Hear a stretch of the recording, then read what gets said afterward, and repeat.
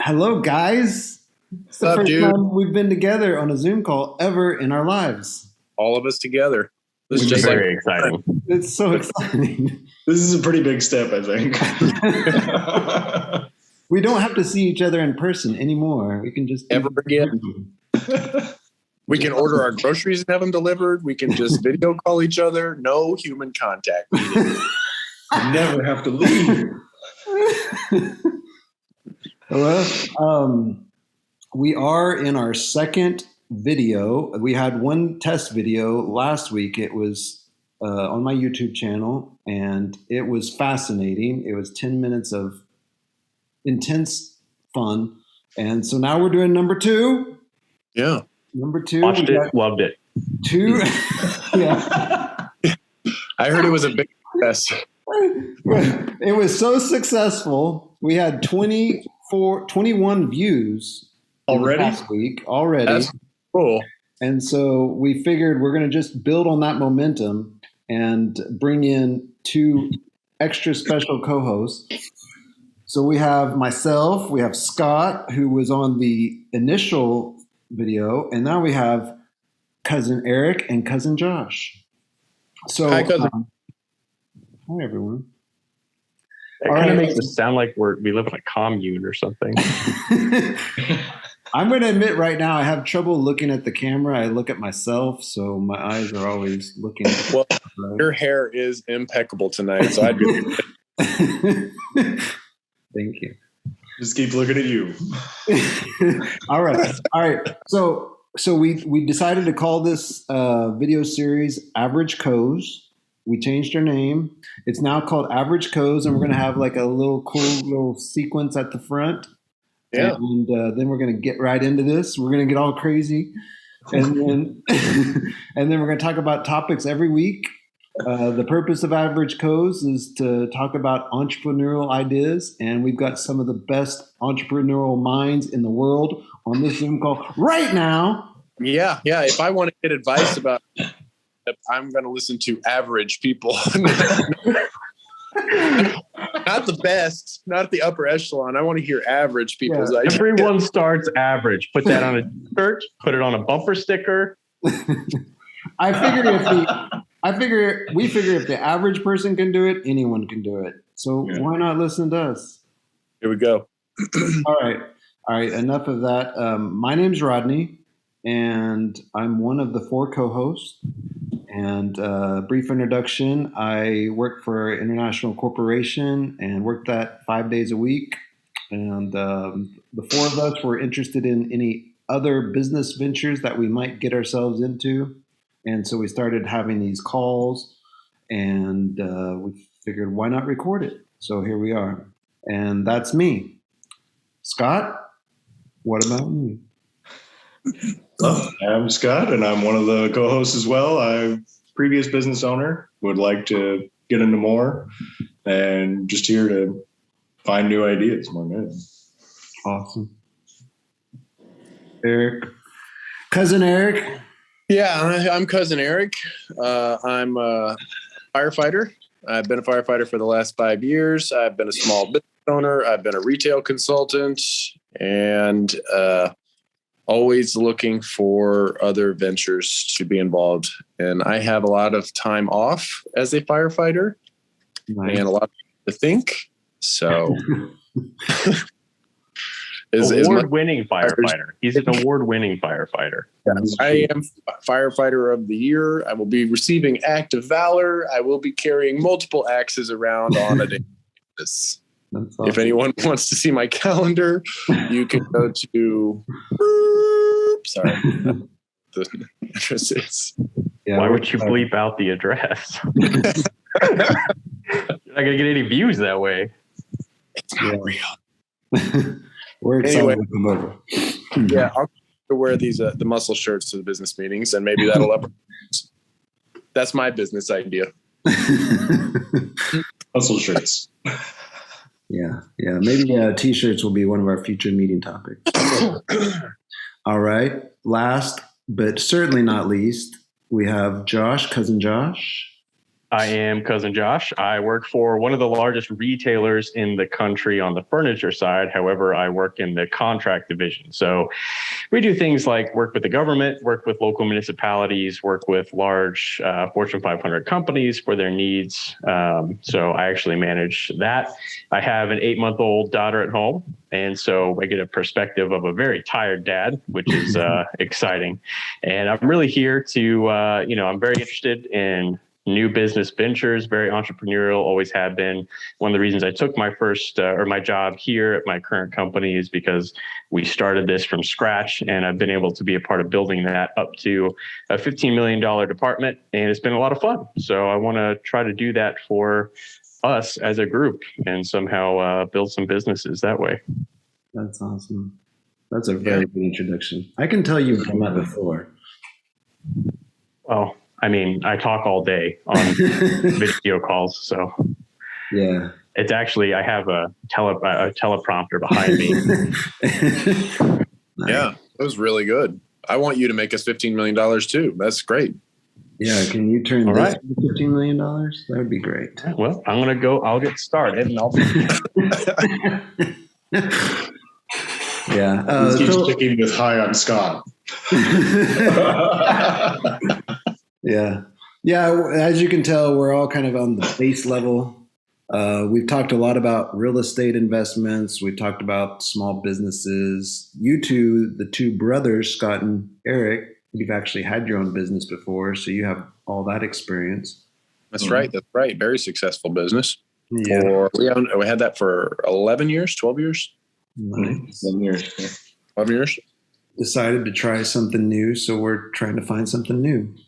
Mm-hmm. We kind of waffle around on like all these different ideas, but we thought, well, maybe we just like have one topic a week and focus on that and ask each other questions. And this week's topic was something that I thought was incredible because we've talked about Airbnbs. Like everyone knows about Airbnbs as an investment property, but Eric said, what about Airbnb with an airstrip? I was like, Yes. I've never even considered that. Just a little bit of background. My wife is also an airline pilot. Mhm. So we're obviously interested in aviation. It's something I've always been interested in. And now I would consider it a passion when it's affordable. But we did experiment with some ideas or talk about some ideas for kind of like more of a retirement rather than a business plan as of now, but more in our retirement years, a little B&B that we could open. And that's that's the topic I wanted to share with you guys or get some ideas about demographics and location and what you think people might like to see in their airstrip B&B. But the whole premise is people who do own aircrafts, there are hundreds of thousands, millions of people that own small aircraft and they travel all over the country. They're constantly up. But the premise is having a piece of land large enough to build an airstrip and then not a resort per se, but somewhere where they can go and kind of an isolated area and enjoy themselves, relax, land their plane, park their plane, and just already be on vacation as soon as they land rather than have to and be accommodated too. But as far as specifics, I don't really know where to go with it. I mean, what type of person or what type of profile what type of demographic we'd be trying to cater to. Yeah. Obviously, a person that owns their own aircraft can also travel more exotic places. That's an expensive hobby, but you have to come up with some niche that is specific to that clientele, affordable, but something that would intrigue them. Is this something that you were thinking like you would live on site and host, or just like have this vacant property that people just show up like an Airbnb, get a key and do what they need to do and leave at the end of the week or whatever?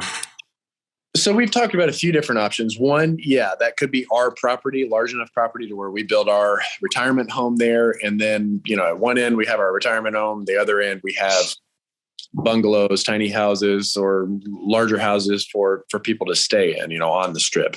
Another option would be, we've also talked about having multiple homes. So having a place here in Houston, and then also having a place to visit. And it could be a vacation home, a smaller vacation home somewhere that we would frequent as well, along with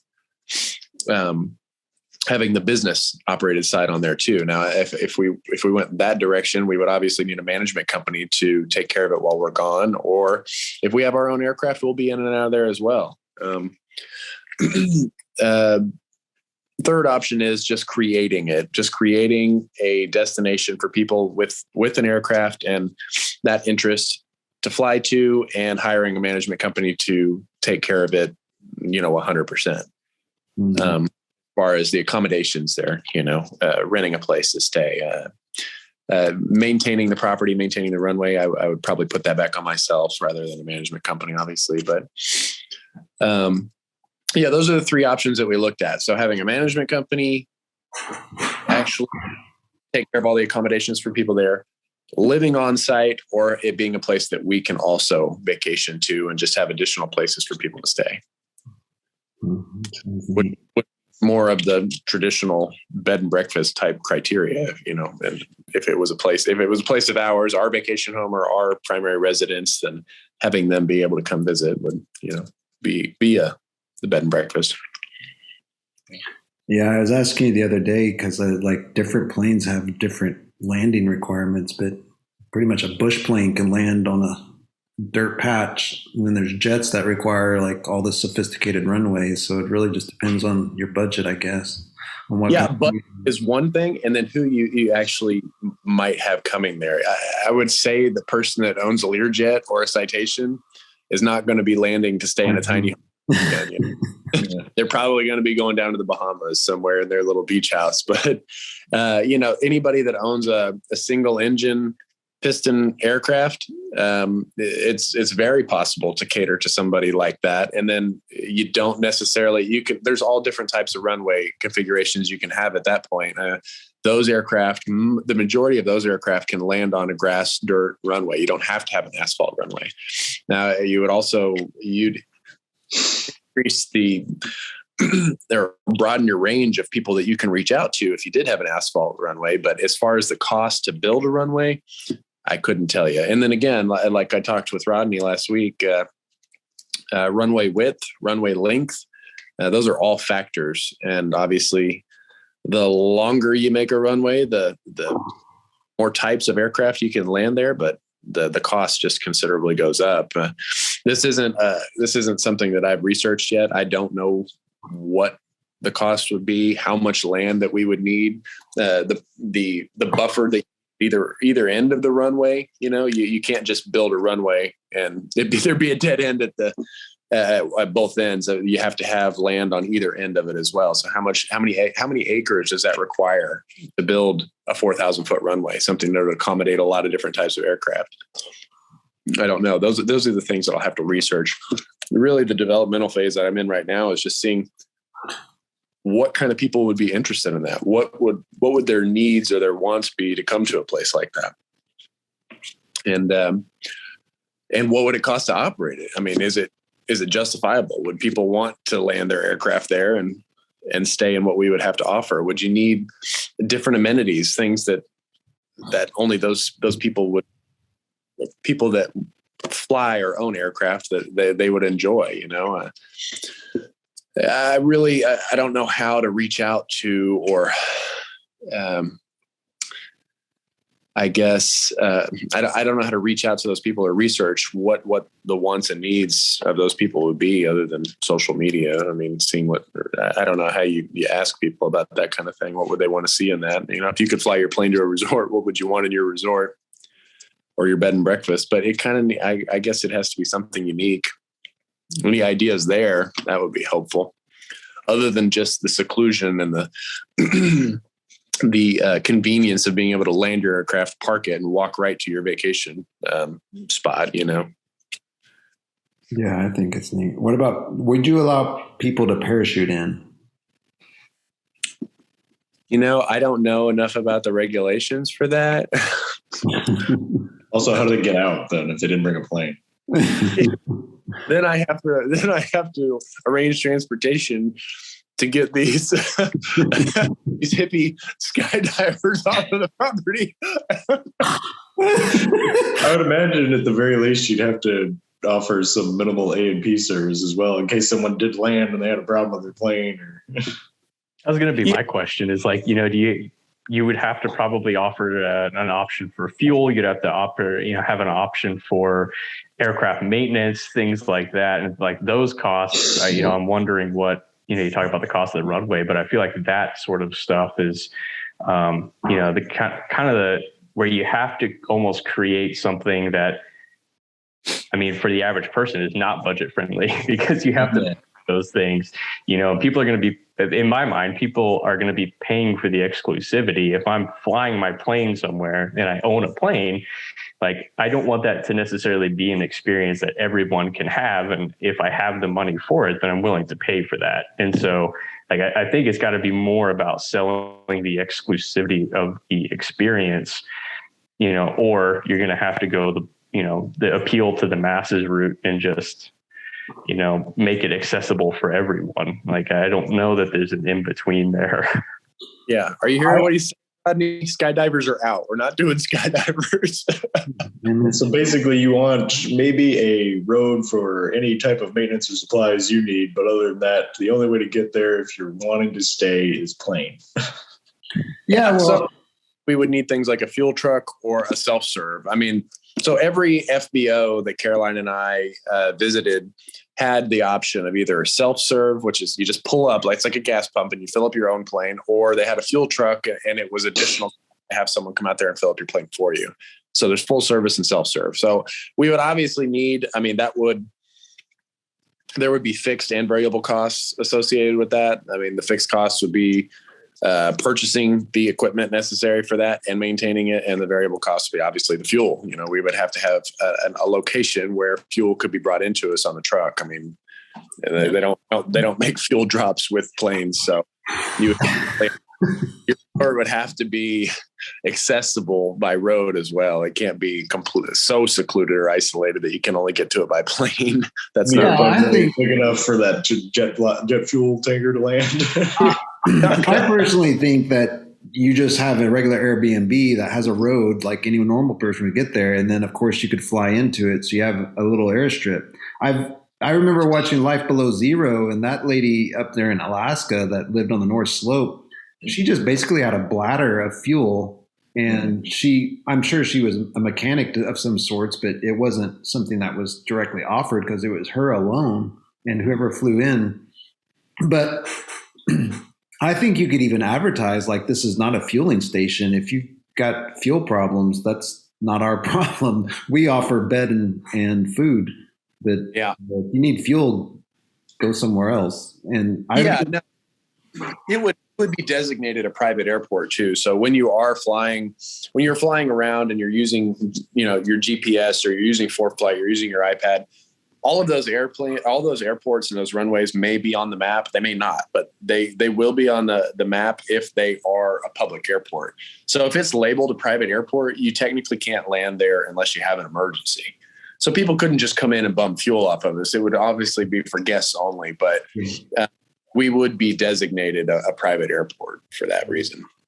You don't want it to disturb the guests, anybody that's staying there. If you're full, you don't want Cessnas in and out of there every 30 minutes, making a whole bunch of noise, messing with, I don't even know. I was thinking earlier before we had this meeting was, should I set like specific times that people are allowed to land and take off? You don't want a Cirrus starting up at 3:30 in the morning or landing at midnight. That would disturb everybody's experience. So maybe check-in times would have to be pretty specific.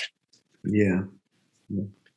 But yeah, definitely. I'm exactly what Josh is saying. Exclusivity is very important. I just don't know, aside from a nice place to stay, what else would what would draw somebody to that location? It would either have to be scenery or amenities. There's only two options. There has to be something that would bring them there. And there's that example I sent you guys before in Jackson Hole up there, that community that's built on an airstrip. I mean, that's a place to live. It's not an Airbnb, but it's in the middle of that valley and next to that lake and absolutely gorgeous views. That would be the reason to go there, or close by ski resorts.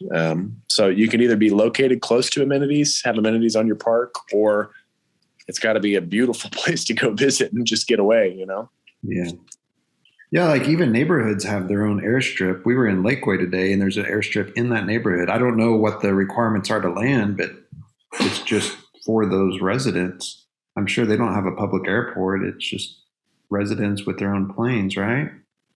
Yeah, it's residents with their own planes, so you can land there. That's not a private airport. You can land there. You just can't stay there overnight. Yeah. Looked at that airport, and on top of which, it's also a really short runway. Caroline and I looked at that one because it was really close to you guys. We looked at landing there, but she didn't feel comfortable landing. I mean, the Mooney is actually kind of a fast plane. Mm-hmm. She didn't feel comfortable landing there. So that's a really good point too. It's an awesome idea. And there's hundreds of those. I mean, we would fly over neighborhoods constantly that had their own airstrip. I mean, it's really common what they call a plane. It's just a strip and taxiway goes right to your garage door. That's really common, but it was really interesting. Every pilot's limits or thresholds, what they're comfortable with, they have to find their personal minimums. And Caroline just was not comfortable landing there. So that would also be something to consider for, your runway length and width and location. She did not feel comfortable landing on a 2,500 foot runway in the middle of the city. It's more dangerous. So you would also have to think about that. Are you accommodating to less experienced pilots that are not comfortable? Not that Caroline's inexperienced. It was the aircraft. It was just a very difficult plane to land, and she didn't have the time in that type. Yeah. But you want to think about accommodating people that don't have a whole lot of airtime. Yeah, that's a good example. I like that. I think that kind of goes back to the demographics too. Like you really know you have to know who you're really targeting, because if you're targeting people that are amateur pilots, I feel like your location is going to be somewhat limited too, because I'm sure not everyone is comfortable flying into the mountains and, into remote locations. And so I feel like you really have to take your demographics into consideration and really figure out who you want to target before you kind of come up with what you want to do, and that can kind of determine your amenities or excursions or what you want to offer. That'll tell you if you're accommodating people that are, flying their jets in there, then you're going to want something super exclusive. And the demographics are obviously not people that are, amateur pilots. They've been doing it for a long time. But hippie skydivers. Yeah. They just need a crash pad, They don't need it at all. They just need a big X. Another thing you could think about doing is, say like a lot of people, a lot of people don't fly the small planes over large bodies of water or anything like that. You could make yourself a stop on the way to somewhere that most people wouldn't normally go in like one day or something like that. It could be a good layover place, something like that, to a bigger destination. Yeah, that's a good idea. Just kind of a place to stay. So someone's flying from the East Coast to the West Coast, and we're somewhere centralized where they the whole trip, and that we kind of play it off that way, or we design it that way. Hey, during your cross country trip, go ahead and stay here at this location, and we'll fuel you up, take care of you, and you can enjoy your kind of thing. Instead of it being like, them just stopping at another city and finding a hotel or something nearby, they stay at another cool place along the way. Yeah, that'd be really cool. Have you found anything else like that, Eric? Like, have you looked at anything and found anything similar to what you have in mind? Other than the location, I mean, I haven't done enough research for not really a B&B. The only thing that the two things that I've seen that are closest would be like Fredericksburg, Texas. There's a strip there. I mean, that's just that's just an airport. Fredericksburg Airport has a really cool 40s themed hotel on it. But it's you would consider it a hotel, not really a B&B. And then that link that I sent you guys to the neighborhood or the homes in Jackson Hole, obviously the scenery there and the things nearby are what draw people to that. But they were also multi-million-dollar homes. That's not something I didn't really want to build a neighborhood. I was kind of thinking of more along the lines of what Scott's talking about, kind of an in-between or just a very secluded area that people could fly to and just have peace and quiet more than anything. Mm-hmm. Something else that we considered too, or I talked about, I don't really know, this may be a deal killer. According to Caroline it was, but I wanted your thoughts on it anyway. I'm a beach guy and I would love to have either retire on the beach or have a place to fly to or to go to, and have a beach house for our retirement. Most of the beaches in country are okay, especially down the Texas coast and Mississippi, they're okay. Once you get to Florida, much cooler, much nicer. But I always envisioned having a little something in, Mexico or somewhere down in the Central America area that we could travel to and stay at. Nothing big, just something. So anyway, I thought about killing two birds with one stone and actually utilizing this idea near our vacation home down there. The caveat is when you fly out of the country, you cannot land directly at an airstrip like that doesn't have customs. So they couldn't fly to a private strip from the US and land there. They would have to land at another airport, go through customs, and then they could hop to our airport. And vice versa. When leaving the resort and coming back into the country, whenever you leave in your own private aircraft, if you fly to Mexico, if you travel more than 12 nautical miles over a border and you come back, you have to land at an airport with customs. So that becomes a much bigger hassle. I don't know if people would want to do that. The location would definitely have to be kind of resort area based, a beach you would really want to travel to with nice accommodations in order to go through all that and land your own aircraft there. But because there's you could still land at Cozumel International with your own aircraft technically and go through customs there and then go to a hotel, would it really be worth all the effort to go somewhere where you could land at your own resort? I don't know, but there's probably plenty of people in whatever country you decide to put your resort in that probably have planes as well. Yeah. So they don't have to go through that. Yeah. So I was trying to figure out a way to kill two birds with one stone by, something out of country, but it becomes a much bigger hassle to fly your own aircraft somewhere like that. But people do it all the time. People fly to the Bahamas all the time. There was we ran into a Cirrus pilot that was in Conroe. They had some engine trouble. They landed. They were coming back from Turks and Caicos. They flew from Montana down to Turks and Caicos, and they stayed in the islands for a couple of weeks, and then they were flying their aircraft back. Wow. So they do it. They still fly out of the country, but that's an even more exclusive group. Yeah, right. Upper echelon pilot, the aircraft they were flying was about $1 million, single engine piston aircraft for $1 million. So that's an even more exclusive group. So it seems more realistic to have something in country for sure. And being exclusive, like Josh said, is incredibly important. Figuring out what would draw people there, reading your client. I don't really know how to do that or find those characteristics for those people. I was going to say exclusivity is what really draws people in, though. So that might be a good thing. Yeah, maybe that's all it would take. Just advertise it that way. Land your own aircraft here at private airfield. More exclusive, though. You really have the right to charge more, so you can charge for what your services are worth. And if people are looking for that service, a private airstrip where they can land their $1 million plane and just go straight into their accommodations, you have the right to charge for that. Like, it doesn't necessarily, you don't necessarily have to appeal to the masses if you can build a steady, especially once you get it up and running, you could really treat it as like a business, or like timeshares kind of do. They actually have people that are regulars, or they're not timeshares, but like vacation rentals. They have people that are regulars. So you actually start to build that book of business and treat it less.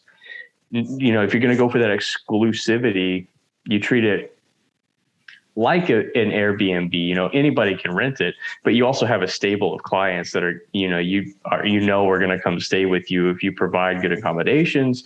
You provide that exclusivity they're looking for. You just kind of have to narrow in what that clientele is looking for, because somebody that owns $1 million plane, they are going to expect a higher level of service, a higher level of accommodations, a higher level of everything. And if you can provide that, you may not necessarily have to appeal to the masses. You just have that exclusive book of business, and, clients that will come stay with you regularly, you have the right to charge for that. So, that's something to think about if you're going to go out of country. People that are doing it can afford it. Yeah. Yeah, absolutely. It's just, it becomes more, it's not so much the money at that point. It just becomes more of a hassle to fly through customs in and out, I don't know if people would, if it would still appeal to people when they can just land at an international airport and go through customs directly and then be shuttled to a resort, Yeah. Also think about the people that are flying their plane down there themselves, probably like flying their plane. So maybe flying more wouldn't be a big hassle for them.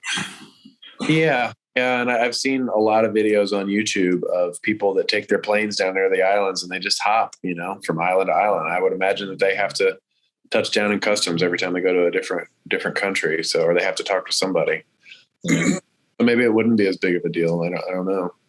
Yeah. I know sailboats do this exact same thing. They got to go into port, and there's some guy waiting on the dock saying customs agent, search the boat, something like that. Yeah. And to Josh's point too, that the upper echelon, the people that can planes to make these travels, they are going to expect a certain level of service and certain level of, amenities and comfort. And I guess the question is, can you provide that for a reasonable cost and it still be profitable? Yeah. That's, I don't know. All the things that would be necessary, would be needed.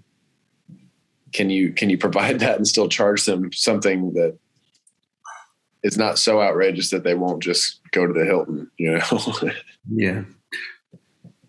Well, none of us are rich. I don't know if any of us will be rich by the time that we invest in something so cool as a rental property with an airstrip. But I personally think you start as simple as possible so that it's not like impossible to do.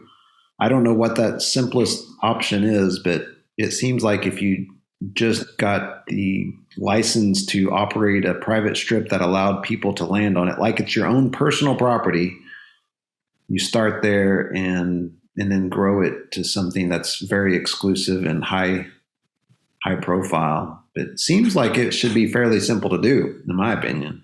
Yeah, I guess the simplest version of this would be, we want to have land anyway. So finding a location that we like and purchasing that land and building a home on it and living there and slowly building it into something else. We have our house there. We have that land. We eventually build a strip. And if we want to build places for people to stay, that's how you would, I think that would probably be the simplest version, was actually live on the property. How much land does your father-in-law own? Just by curiosity, where he has that in range. Is it? I'm not sure. Plenty. He has his own airstrip. So he has his own airstrip on his property. Yeah, but it's a grass field. He flies a Cub. Yeah. So he flies a Super Cub and it can land on a very small field, but it's a grass field. He's cut a strip out there and he takes it. His plane is in a hangar on his property there behind the house. Yeah. Like technically he could set up a tiny home on his own property and rent it out to somebody, and someone could fly in and stay there for the weekend, even go to the shooting range or whatever. I mean, it seems like a shoe-in for a investment property, in my opinion. Yeah, no, I mean, if you wanted to pursue that, man, you've got the gun range right there. He could offer, deer hunts and stuff on the land there, or hog hunts or something. That's real big in Texas. People paying to just go out and take care of some hogs. I mean, but yeah, he could definitely do that if people had the right type of aircraft. Now, you cannot land a good deal. I mean, you can push aircraft out there easy and helicopters, but a rotary, but you couldn't land a high performance aircraft on this thing. Yeah. But he's got plenty of land. Yeah. Yeah. It's just like one single wide trailer away from having the whole thing done. He's away from a B&B. All right. Well, we started at 6:15. It's almost 7. I know all of us have stuff to do and didn't want to take too long to do this. Plus, I want to post it as a video eventually. It was a really good topic. I'd like to think offline about what we can talk about next week and see if anyone has any ideas, or we could find some guest. Like, we all know a lot of people that have fascinating stories about what they've done in terms of starting a small business. So maybe we have a special guest, or we just talk about something else. We can talk about anything, really. Yeah, I think all those are really good options. I think Randy would be a good guest. Carrie would be a good guest. Yeah. Your dad would be a good guest. Yeah. There'd be a lot of people that have been very, very successful entrepreneurs that would be. Josh can tell us how he turned his department into a $15 million super team. Yeah, it seems to be G14 classified. He's not really. I tell you anything you want to know. You're not signing anything with this company. Tell us anything. I didn't catch that. You cut out. I said, did you not sign an NDA with this company? Tell us anything. No, I did not sign anything. I am free and clear. Oh, wow. I don't have a non-compete. I don't have an NDA. Whatever you want to know. Let's spill all the secrets. Well, your own furniture company. You take those contacts, and I know what kind of business we're going to open. All That's right. cool. All right. Well, I think this is a good meeting. We didn't touch bases on everybody, but we figured we'd talk about one subject and then move on to another subject next week. And I mean, hopefully, like, someone watches this video and they say, I've done that, or I know someone that knows something, and maybe something will turn up. We're all looking for help. So if you're watching this and you know more about airstrips and private or public property that can be rented, or investment property, reach out and tell us. That's why we're here. Yeah, that'd be good. Any information is helpful. I felt like I did most of the talking, though. The one guy that doesn't know a lot of big words, I did a lot of the talking. I don't think you guys know most about this particular subject. I know nothing about airplanes. So yeah, all I know is what I've seen on Life Below Zero. So I'm clueless. You know more than me. I've flown on a plane. Does that help? Scott flew in a plane with us. Rodney's been skydiving. I skydived once. If we go that route. Where would you like to skydive into, Rodney, and stay? I want to skydive into that big giant hole down in Belize. Ocean. You ever scuba dive right out of your parachute? Yes. Heck yeah. I'd love to do that. Watch you guys do that. Josh. If you survive, I'll do it. That's fine. Just want to watch somebody actually live through it first. Yeah, I do kind of want to know, like, what kind of regulations they have on skydiving in Mexico before I go. Yeah. Get shot down. What are people doing? Every college kid on spring break does it. So, how many are reported? How many aren't? We don't know. There's a lot of them you never hear from again, Could be skydiving, it could be drinking. I don't know. I don't think I want to skydive with a scuba tank on my back, but that's just me. I'll I'll be on the What if you- boat down there already so we can scuba dive afterwards. What if you get them confused, you know? You don't skydive with your flippers and stuff, man. You land in the water and there's a boat to pick you up. That's what the Navy SEALs do. Pull the wrong cord, your tank comes off, then you go down when you land. I've seen it. They do it. They skydive with their tank and their I flippers. synced it. Yeah, I've seen Navy SEAls do a lot of stuff. I don't think that's what's going to happen in the East. I don't think the Mexico tourism industry sets you up quite like a Navy SEAL. Although there's a business idea. That's good. Let's delve into that next week. You want to go Start through our own Navy bunch SEAL training for a week? Oh, you know how they have those helicopter hog hunts? You could do like a skydiving hog hunt. I don't think that's going to work. You just parachute with the gun. That seems You're safe. going to have someone jump out of a plane in the middle of the night with a gun and try to With a rifle, trying to shoot a pig in the trees. It might be easier to just hand them a few grenades to throw at someone. I think I would rather parachute with a knife and try to land on a pig. I feel like you'd be more successful. That's a good That's idea.